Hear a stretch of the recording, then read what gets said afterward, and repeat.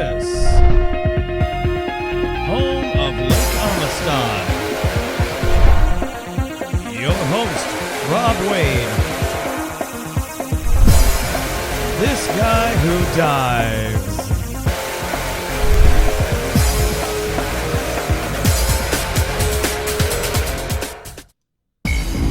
This episode of This Guy Who Dives, recorded live Saturday, 3 October 2015, episode 143. It can't be that time again.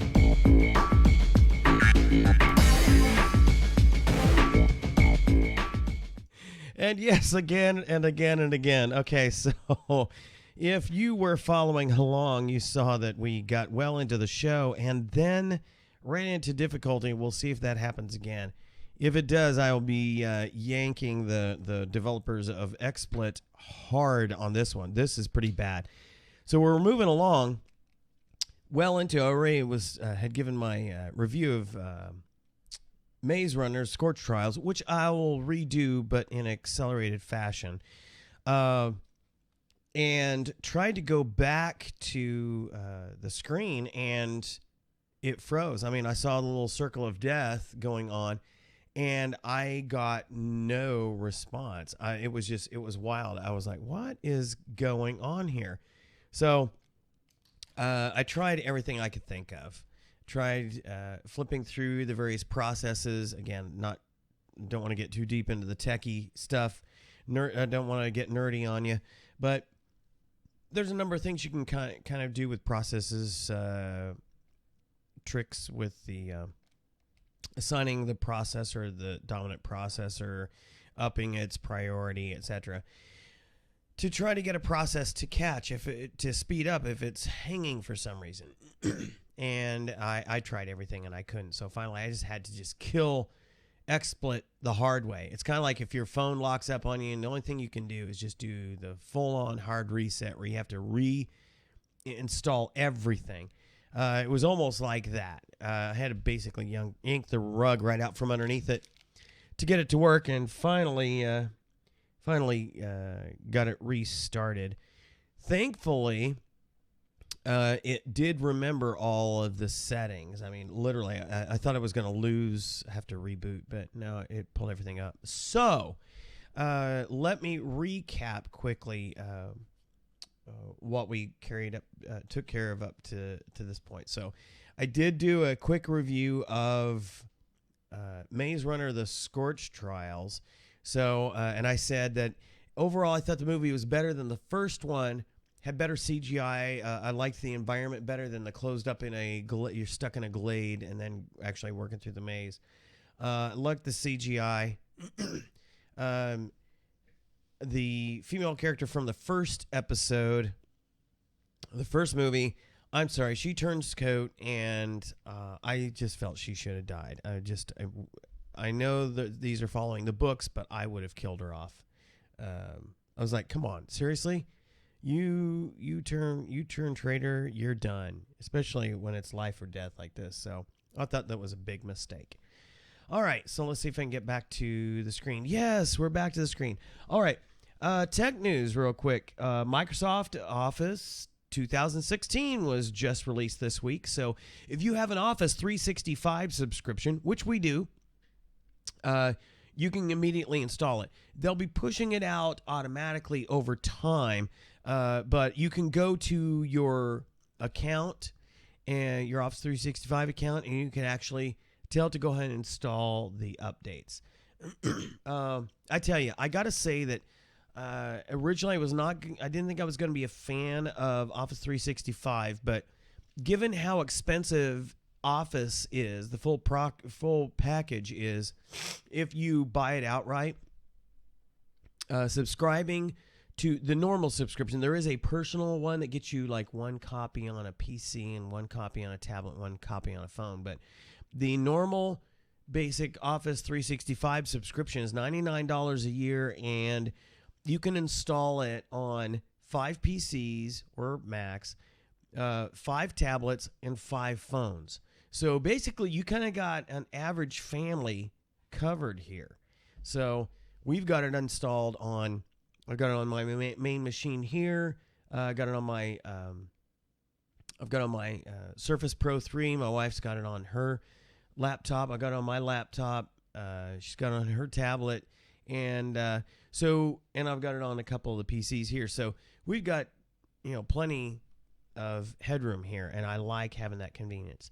Now, I will tell you, if you have a tablet, I believe that's 10-inch or smaller, you can that's Windows tablet. You can go into the Windows Store and you can get the mobile versions of PowerPoint, Word, Excel, and OneNote for free. So if those are the only applications out of Office that you use, you can actually install them for free on a 10-inch tablet or smaller. And that's what I have actually on my what is it? Nexus 10.1-inch tablet that I'm testing Windows 10 on. It's horrible. Windows 10 is horrible on everything. I've got it on this Lumia 635, and Cortana doesn't listen to me, or it takes forever to do. Everything is resuming or loading on this thing. It's horrible. I've sent texts that go nowhere, and I can see in the thread that I sent them, but the person never receives them. So it's just, Windows 10 mobile is crap, let me tell you. And Windows 10 on a PC is crap. So I'll just put that out there. So anyway, meanwhile, Office is a great product. They've not jacked with it too much. They've just been making gradual improvements, and it really is nice. I like it. I was using the preview version of 2016, and the update to the full released version went flawlessly, and it's a great product. Let's see. Meanwhile, an interesting thing for those of you who went out and bought, threw your money away on a iPhone 6S or 6S Plus or whatever they're calling them these days. One thing that they did discover, there's a iFixit. One of the things they do is they look at various tech products, tablets and phones particularly, and they kind of give a rating on how user repairable is it. In other words, if you had some issues with it, could you break it down and replace some parts on it?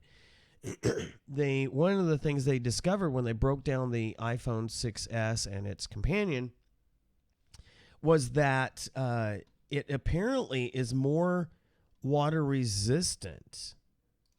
And so they actually, it's not really waterproof, but I guess it lasted about 30 minutes in submerged. Both versions lasted 30 minutes submerged in water. Now, what they discovered is that there are membranes covering the processor and some of the other critical functions, as well as a new gasket that surrounds that seals sort of the casing when it's closed. Those of us who are used to diving, we know about O-rings and gaskets that are strategically placed, and in most cases you have to lubricate them with silicone gel. And the other thing you have to consider is how much pressure could they take. Now, obviously, if you just kind of drop this in the toilet, or you're on the beach and you happen to just drop it in the water accidentally when you're taking pictures, it seems like you have a pretty good chance of scooping it back up and it's still going to work fine. But after about 30 minutes or so, it starts to leak. And I would figure that the deeper you go, the more pressure is put on the seal, and it probably would stop functioning. So there you have it. That's a pretty good. I got to say, that's a pretty good thing. Even though I hate Apple and hate iPhones, I will give them credit where credit's due, and so that's a worthwhile enhancement to the device. Meanwhile, back on the Microsoft front, they've got a big event coming up 6 October, and it's anticipated they're going to announce the Surface Pro 4.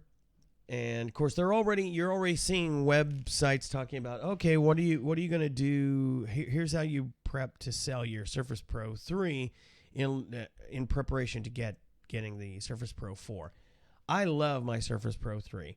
I just can't see enough enhancements coming on a Surface Pro 4 that would make me be dissatisfied or Jones to get a Surface Pro and SP4. So while I'm sure it's going to be an awesome device, there's nothing that's going to make me want to run out and get one if I've got the Surface Pro 3. I've just been totally satisfied with the Surface Pro 3.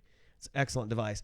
Plus the fact that it came with Windows 8.1 on it, and I'm keeping Windows 8.1 on because I'm sorry to tell you, Windows 10, even when you configure it to full tablet mode, is horrible. It's missing so much. It's not nearly as user-friendly, tablet or touch-friendly as Windows 8. So I will not be updating to or downgrading, as I will say it, to Windows 10 on my tablet. I'm not going to do it. I've been testing on a Nexus, and it's horrible. It's just slow and user spiteful. But they all also are expected to announce a Lumia 550, which is just yet another cheap device. And then what they're claiming are their new flagships. And I'm sorry, they don't qualify as flagships in my book. But the 950 and the 950 XL. Let me switch to screen ranging here. So this is what they look like. Some leaks have happened, of course. What they've tried to do is they've both got the little camera bump that the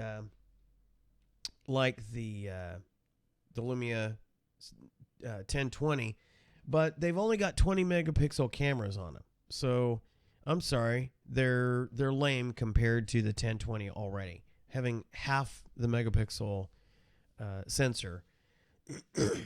They'll have a newer processor, a little bit more memory. They'll have removable batteries and removable, and you can put an SD card in them. Thing is, I've never needed either on my 1020. Never. It came with 32 gig, and I've got OneDrive. So I don't need that much stored on the machine as long as I have access, as long as I have data or Wi-Fi. So unfortunately, what that means is, see, there are any pictures. No, I was hoping there would be better pictures. What that means is there, and it has the retina scanner. I'm not too jazzed about that feature. Probably won't be using it. Give me a good old pen any day. Anyway, in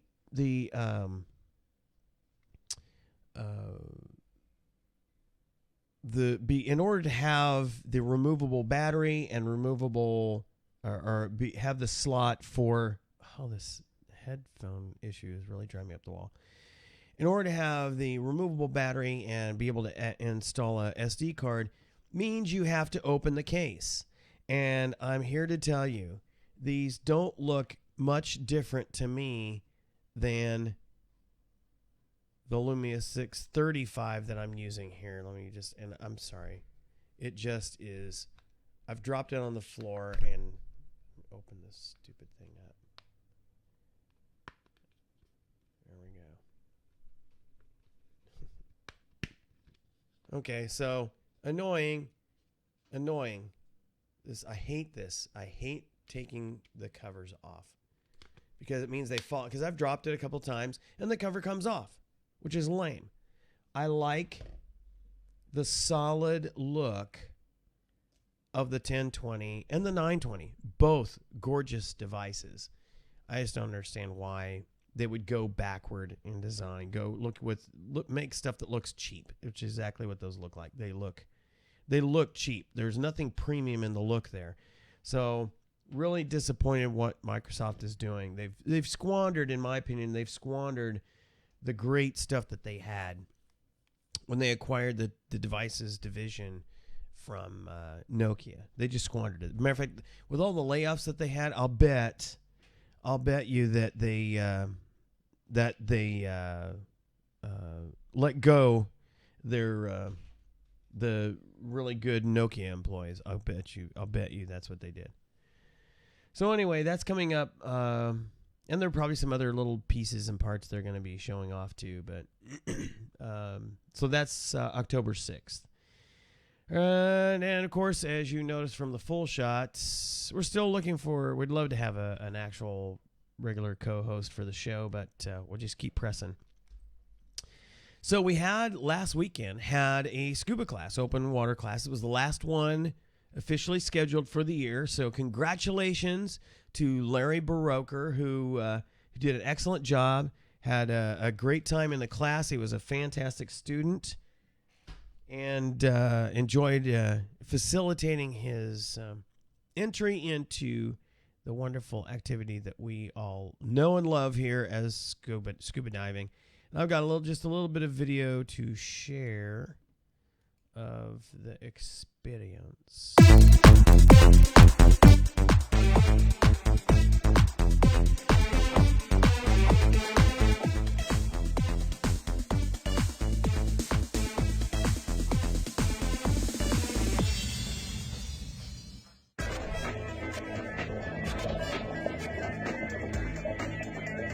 So there he is trying to work out his neutral buoyancy, which he really took to very quickly in the pool.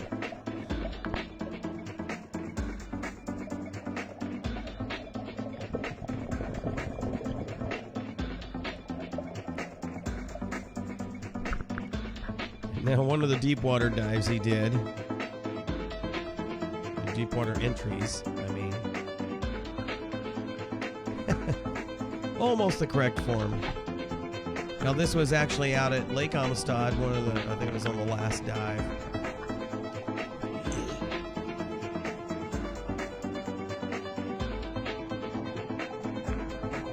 You know what I thought was interesting was, as well as he did with neutral buoyancy in the pool, and he was able to do the hover just fine out here, both with power inflation and oral inflation, but for some reason he had a difficult time getting it nailed while we were diving.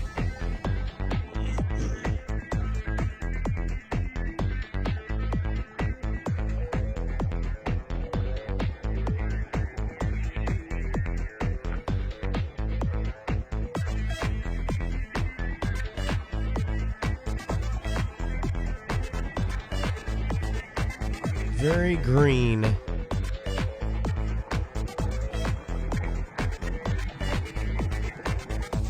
He only had that 5 mil full. I was in my 3 mil shorty. I was comfortable.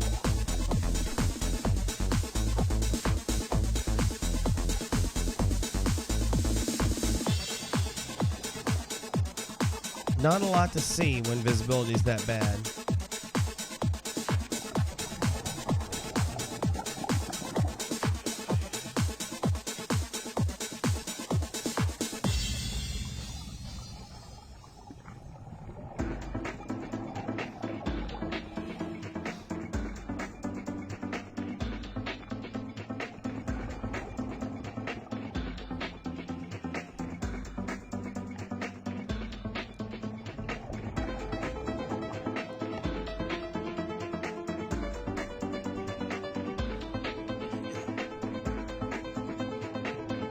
But I had a great time. It was an easy student to teach. Had a little difficulty with equalization on the last dive, so we couldn't go as deep as we are allowed to.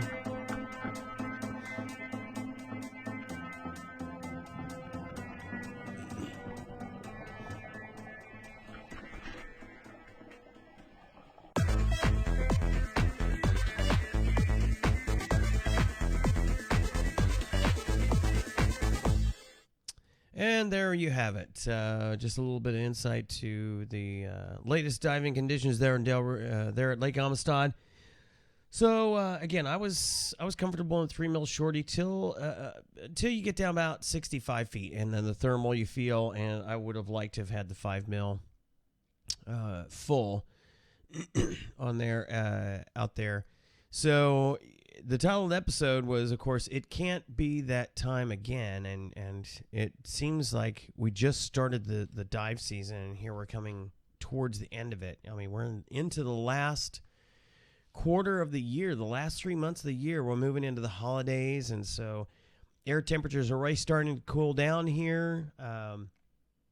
I got up this morning, had a lot of honeydews and things like that needed to get done, mowing the lawn, things like that. And it was downright chilly getting out there at first. I was glad to kind of work up a little bit of a sweat to get my temperature up, because it was just a little cool this morning. Anybody who knows me knows I love it hot. I like the hot temperatures. I'm not a fan of the cold at all. I can do without the seasons. I don't need fall, don't need winter, don't need spring. Give me summer all the time. I would love to live like in Belize or someplace like that, where it's basically perpetual summer. That would be great. But so here we are in Southwest Texas. Not Southwest enough, I guess. But so water temperatures are probably going to stay pretty comfortable for at least the next 3 weeks or so. So it might still be comfortable diving in a 3 mil into the third week of October. It depends on what the overnight temperatures start to do. The thing about this year was that the winter coming in was it stayed longer. It stayed cooler for longer. We normally are starting to solidly hit the 90s into June, okay? And then by July, we're already pushing into the hundreds. We didn't even see that until August. So the water temperatures, I was still in a 5 mil full wetsuit into July, because it was you were okay for the first 5 feet, and then it dropped pretty cold. It dropped down to the 60s, and then the next thermal you felt was about 70 feet, and you definitely would want your 7 mil. It just took forever for us to get warmed up the way we normally are. So I'm hoping this winter is going to be a little bit more normal, where we start to feel it for real in November, because I've taught classes the first week of November before. I was in a 5 mil only because the water temperatures were good. They were still in the 70s, but I was getting, you get out and it was cooler. But not see it really getting cold until December, and then finishing winter up sooner, where I could actually get into the water, come May or even April would be great. So just really disappointed that the temperatures are already starting to drop. I know a lot of people I know here like, oh, we're so glad it's getting cooler. And, that's fine, because you people you like seasons and all that stuff. I can do without seasons. I have no problem enjoying a Christmas on a beach. Okay, let's put it that way. That'd be okay. So I'm disappointed that the air temps are starting to drop, because that means if they drop low enough, long enough, that means the water is going to start to cool down, and my dive options are going to get fewer and farther between. So, but right now, still comfortable. The afternoons turn out nice, and so if you're willing to do an afternoon dive, you can get out. When you get done with the dive, you get out of the water, and it's nice. It's really comfortable. So we'll be watching that, and I'll keep y'all posted. Just watch on our Facebook page as well, so I'll keep updating that too. So we got our last student certified for the season, unless somebody comes to me and says I really want to get certified before winter. I did have somebody approach me saying that they're going on a trip to Hawaii to do some diving, and in February, I think, which, that's a little bit chilly, but it's not too bad.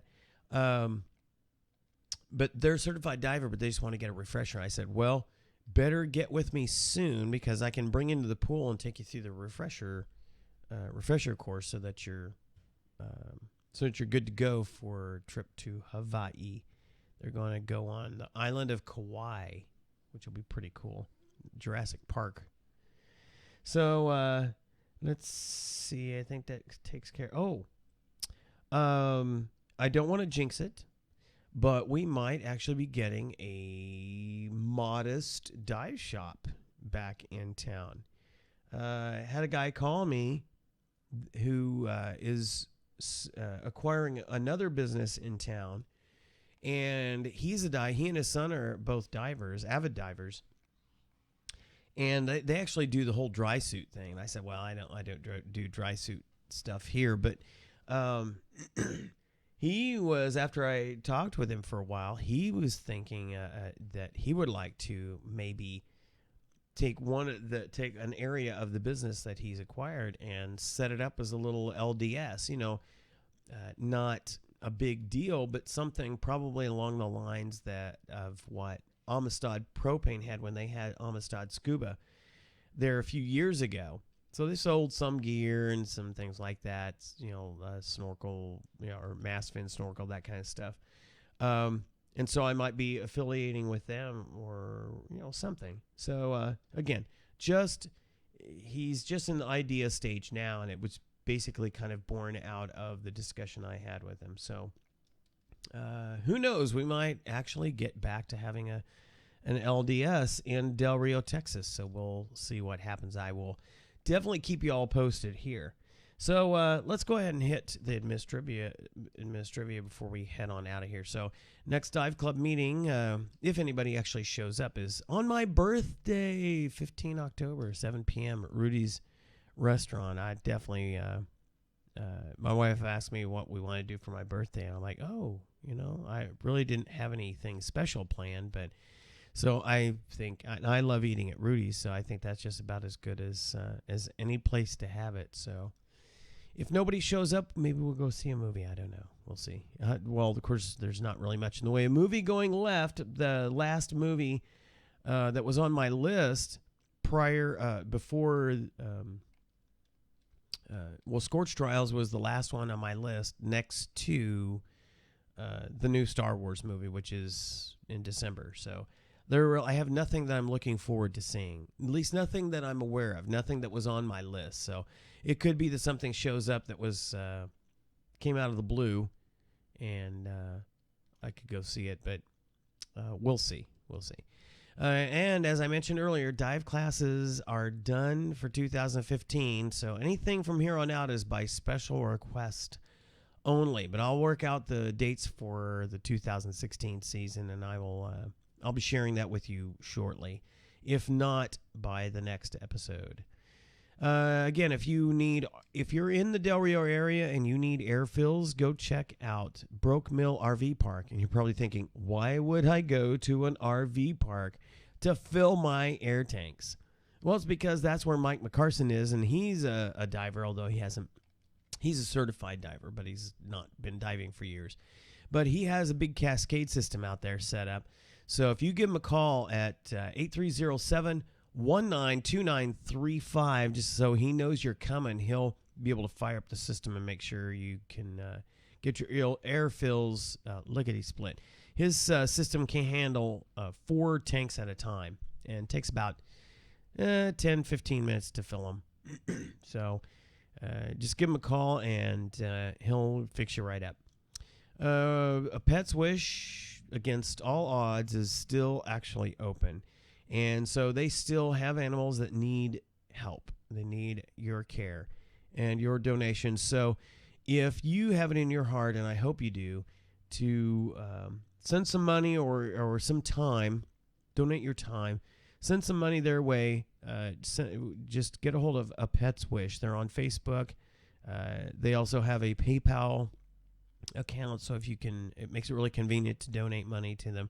They acquire quite a bit of a vet bill and medications and food bill, and they really could use your help. I mean, we're talking thousands of dollars that it costs them to take care of all these animals in any given month. So anything you can do to help, especially donating time. We volunteer every Monday night there, so they could really use your help. So check them out, A Pet's Wish.